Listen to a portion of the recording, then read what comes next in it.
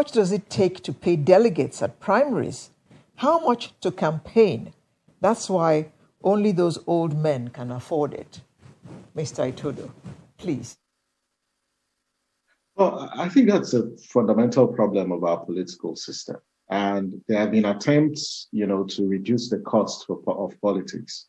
In the 8th National Assembly, the National Assembly passed an electoral amendment bill that sought to limit political parties from imposing exploitative fees under the guise of nomination forms or sundry fees or admin fees. You recall in 2019, the president bought his form for 45 million because the APC pegged 45 million as a cost for its presidential election nomination form. The PDP for governorship pegged about 22 or 20 million thereabout for nomination forms. And it's clear that securing party nomination is exclusive for the highest bidder and the highest spender.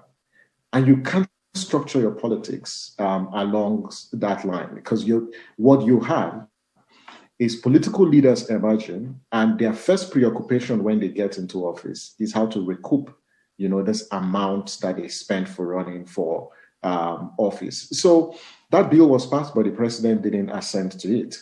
The country is undergoing another round of electoral reforms, and what I was expecting to see in the president's speech today, the New Year speech, was to express, or reassure us of his commitment to electoral reform, to say he will work closely with the National Assembly and sign the electoral amendment bill once it is passed, but also give some broad principles that should be contained in that bill, which is around reducing the cost for politics. So if you reduce the cost, limit parties, to certain amount of fees, as well as the criteria for running for office. Because what you've seen over the years is parties have introduced other criteria separate from the criteria pegged by the Constitution. And so if that bill is passed, the president would assent to it. But I also like to say is, yes, we may have these laws in place, but the implementation of these laws becomes a fundamental problem. And so looking towards 2021 to 2023 is how do we reset the mindset of our political class who come to politics as a do or die affair.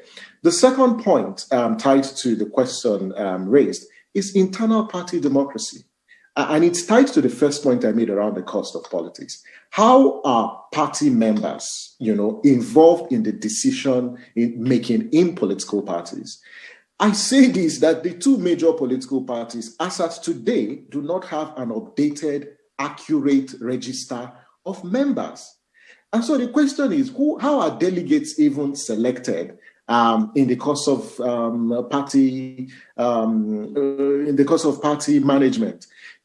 So it's important that we underscore the point that if the president is really concerned about young people, he needs to also focus on political party reforms and how parties ensure that they have updated register of members, that the process of membership registration is clear, is inclusive, and then the process of delegate selection. I think that these steps within party management are very, very critical because what you have is individuals, oligarchs in political parties have hijacked party machinery and made it very, very difficult, for people with competence, character, and capacity to emerge as candidates within political parties. But I cannot conclude by saying that young people shouldn't just look at the APC or the PDP in determining platforms to seek public office. There are other political parties. As of today, there are 18 registered political parties.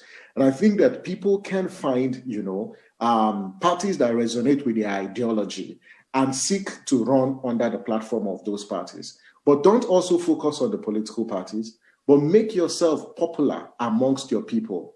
There are people who sit in State House of Assemblies today who did not have all the resources that they needed to run for office, but they are in office because they are popular amongst their people, and their people have confidence that they have the capacity and have the responsiveness required of public leaders, and so they voted them into office. Well, Mr. Itodo, I'll stay with you for a bit. Musa Abdurrahman says on duty, on Twitter, I beg your pardon, says, we continue to blame the presidency for everything. What of the governors and local government chairmen that are much closer to us? I don't think you are blaming the president for all the time. And if we do so, it's because he's a representative of state. So even he's a president of I think the intention is to segue into conversations around the role of state governors in the politics in their states and their local governments and everything. Of course, this is something you have also spoken about quite a few times. So shouldn't we be looking in that direction as well? I agree with you. The governors have a critical role to play, but I must also emphasize that the Constitution vests agency on the office of the president. And we've got one of the most powerful presidents in the world. So he needs to accept responsibility. It is our duty to place responsibility at his table. But the component units and the governors also have a critical role to play because they are leaders of their parties in the states.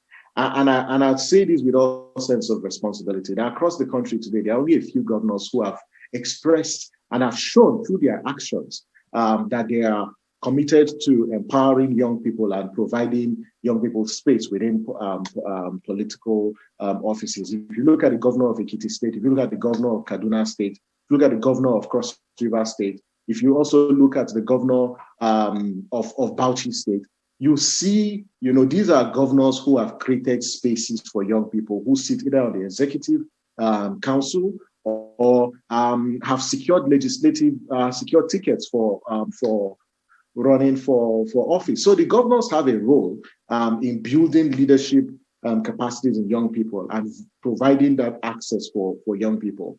At the local government level, there is also a role that governors also have to play.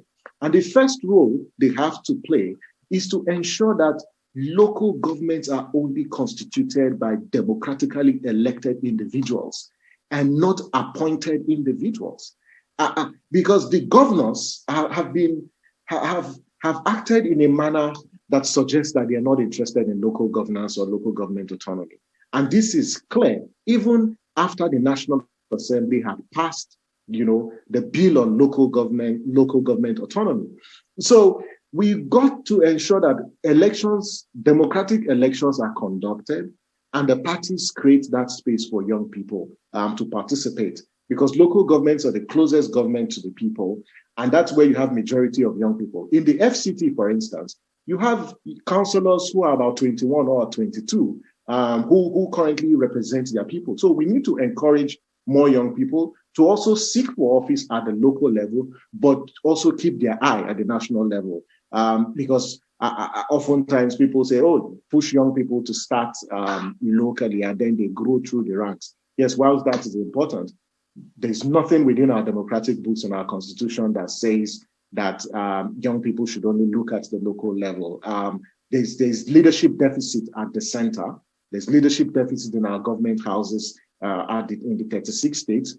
And so if young people who have what it takes to hold office want to aspire, the fact that we're a constitutional democracy, we ought to protect that right and give them that space and that opportunity to exercise their right, because they function of right and not a privilege. All right, Mr. Okechukwu, beg your pardon, Dr. Okechukwu.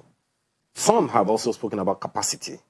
Abdurrahman, for instance, says, I think the problem with the youth is training, education.